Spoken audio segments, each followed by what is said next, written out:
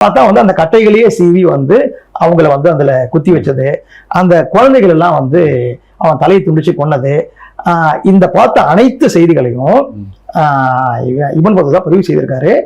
என்னென்ன கொடுமைகளை கியாசுத்தீன் வந்து இங்க பூர்வீகமா வாழ்ந்துட்டு இருக்க தமிழர்களுக்கு செஞ்சான் அப்படிங்கிறத இப்னு பத்தூதா என்ன சொல்லியிருக்காரோ அந்த வரலாறுகளை திரௌபதி திரைப்படத்துல பதிவு பண்ணியிருக்காரு.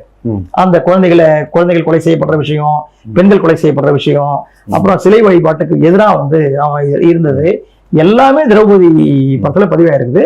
சோ இப்படியான கொடுமையான காலகட்டத்துல வந்து வல்லாள மகாராஜா வாழ்ந்திருக்காரு. அதனால வந்து வல்லாள மகாராஜாவுடைய காலத்துல வந்து கலை இலக்கியங்கள் பெருசா இல்லை. அவர் கோயில் திருப்பணிகள் பண்ணியிருக்காரு, திருவண்ணாமலைக்கு கோபுரம் கட்டியிருக்காரு. அப்புறம் இவ்வளவு இக்கட்டான சூழல்லையும் திருவண்ணாமலை ஆலயம் வந்து பல நூறு ஆண்டுகளாக பல நாள் கட்டப்பட்டது.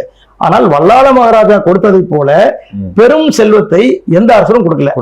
ஆமா, நமக்கு 9 கல்வெட்டு கிடைக்குது.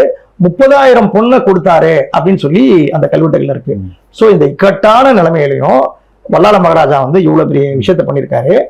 அந்த விஷயத்த வந்து அவருடைய சிவபக்தி நாடு எப்படி இருந்தது, இந்த விஷயங்களை வந்து ஒரு பதிவு பண்ணியிருக்காரு. அந்த படத்துல என்ன மட்டும் ஒரு விஷயம் அது பதிவு செய்ய இடம் இல்லாம போச்சு அப்படின்னா, இந்த வல்லாள மகாராஜாக்கு சிவபெருமானே திதி கொடுக்கிற நிகழ்ச்சி திருவண்ணாமலையில் நடக்குது. அருணாச்சல புராணம்னா திருவண்ணாமலையுடைய வரலாற்றை சொல்லக்கூடிய புராணம். இந்த அருணாச்சல புராணம் வந்து சமஸ்கிருதம். இதை வந்து எல்லப்ப நாவலர்னு ஒருத்தர் தமிழ் மொழிபெயர்த்திருக்காரு.